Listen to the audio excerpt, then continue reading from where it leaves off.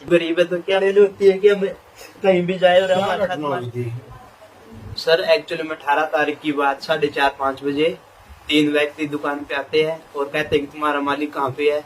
मैंने बता दिया दुकान का मालिक बाहर गया हुआ है। उन्होंने कहा कि बात कराओ, मैंने अपने मोबाइल से बात करा दी। उसके बाद उन्होंने फिर मेरे को टॉर्च किया क्लिक से। तो मालिक बाहर गया हुआ था कहीं शादी में, तो मालिक ने उनसे बातचीत करके ने उनको संतुष्ट कर दिया था कि आप कल या परसों आओ मिलो। फिर उन्होंने कहा कि तेरा मालिक चोर है, तेरा मालिक गंदा है, ये है, हमारे साथ पैसे का मामला है। तो मैं जो भी चीज है आप उनके साथ करना, मैं तो यहाँ काम करता हूँ। तो उन्होंने फिर अंदर घुसने की कोशिश की, जिसमें मालिक का मकान ऊपर है, जिसमें 2 गुड़िया और उसकी वाइफ है, साथ में गोदाम। उन्होंने कहा कि मैं गोदाम से माल उठा के लेके जाऊंगा और यहाँ पे नुकसान करूंगा।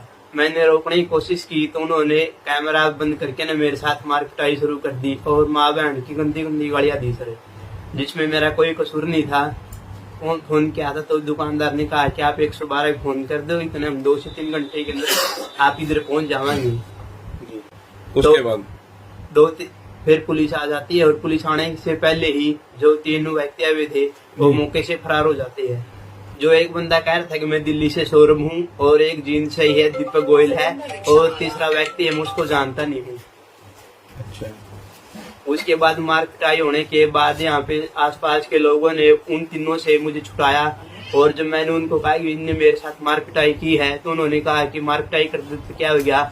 उन्होंने मुझे पैसे का लालच दिया और मेरे सामने हाथ जोड़ने लगे, और फिर ये कहा कि आप जो करना चाहते हो कर लो, पुलिस में जाना पुलिस में जाओ, और जो कार्रवाई करनी आप कर सकते हो। तो आपने पुलिस में रिपोर्ट करने के बाद अभी तक कोई कार्रवाई हुई उस रिपोर्ट पे?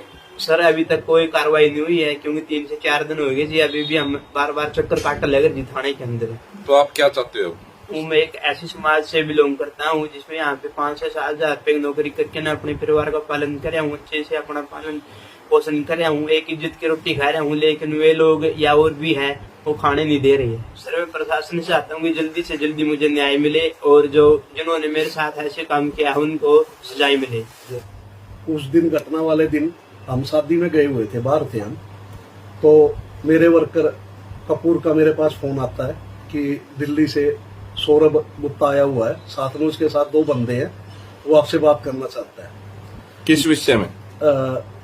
उसने मेरे को मैंने बोल दिया कि आप उसको फोन दे दो और बात करा दो। मैंने उससे बात करी, वो बोल रहा है कि हमारा आपसे कंपनी से जो डिस्प्यूट चल रहा है उसके बारे में मैं आया हूँ। मैंने बोला जी देखो, आप हमारा जो डिस्प्यूट चल रहा है मैंने आपसे रिप्लेसमेंट लेनी है जी, आप वो रिप्लेसमेंट दे नहीं रहे। ऐसा है आज तो मैं बाहर हूँ, रात तक मैं आ पाऊंगा, आपके पास टाइम है, आप रुक जाओ, कल हम बैठ लेंगे और इस मैटर को सोल्व कर लेंगे जी।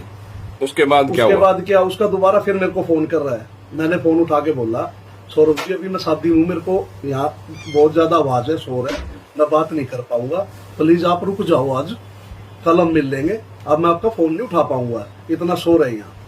तो मैंने फिर दोबारा मेरे को फोन किया, मैंने फोन नहीं उठाया। उसके बाद उसने मेरे लड़के को मारपीट करी और अंदर जाने के अंदर घुसने की कोशिश की, जो कि जब मेरे लड़के ने उसको रोका तो इसको गंदी गंदी गालियां दी, इसके साथ मारपीट की, और हमारा जो कैमरा था उसको उसने बंद कर दिया। बंद करके इसके साथ मेरे को नहीं पता फिर इसके साथ क्या किया, लड़के ने ही बताया कि बहुत ज्यादा उन्होंने ये किया है।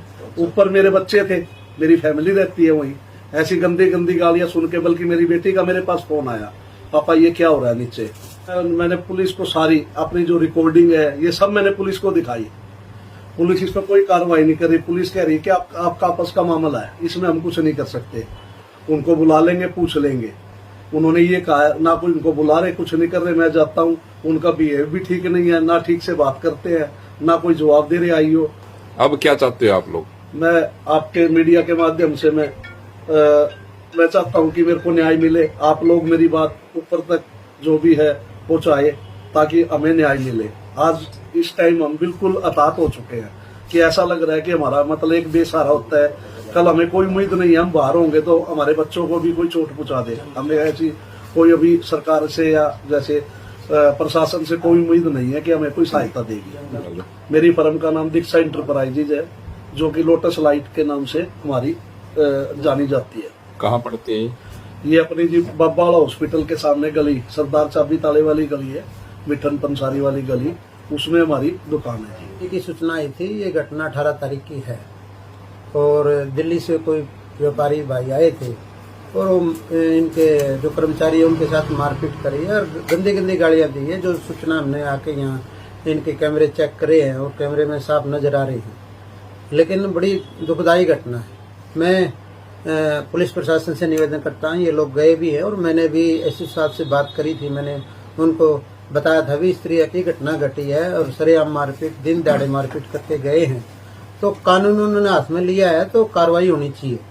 और एसएचओ ने ये कहा भी लेन देन का मामला, मैंने कहा भी लेन देन के मामले तो सबके साथ लगे हुए हैं, लेकिन ये सरेआम दिन दहाड़े 3 आदमी, एक मैं सीडी में भी देख रहा हूँ, बदी बदी गाड़ियां दे रहे हैं। ये कह रहे हैं भी तुम्हारा मालिक कहाँ गया, हम उनको पीटने के लिए आए थे, अब तेरे साथ मारपीट करेंगे तो जल्दी जल्दी बता मालिक कहाँ है।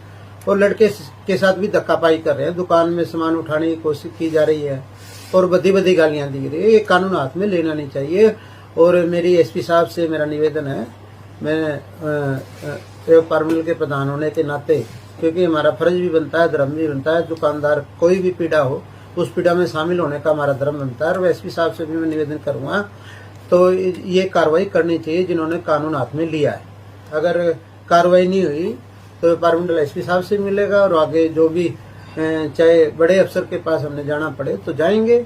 हम तो व्यापारी की सुरक्षा के लिए बैठे हैं, भाई सुरक्षा तो पुलिस प्रशासन की जिम्मेवारी बनती है, उनका कर्तव्य बनता है, देनी चाहिए। क्या इसमें लापरवाही करी व्यापार मंडल चुप नहीं बैठेगा, अगली रणनीति बनाई जाएगी और इनको न्याय नहीं मिला जल्दी ही तो कोई भी रणनीति, ठोस रणनीति बन सकती है। मैं हरियाणा प्रदेश व्यापार मंडल डिस्ट्रिक्ट प्रधान महावी सिंह। धन्यवाद।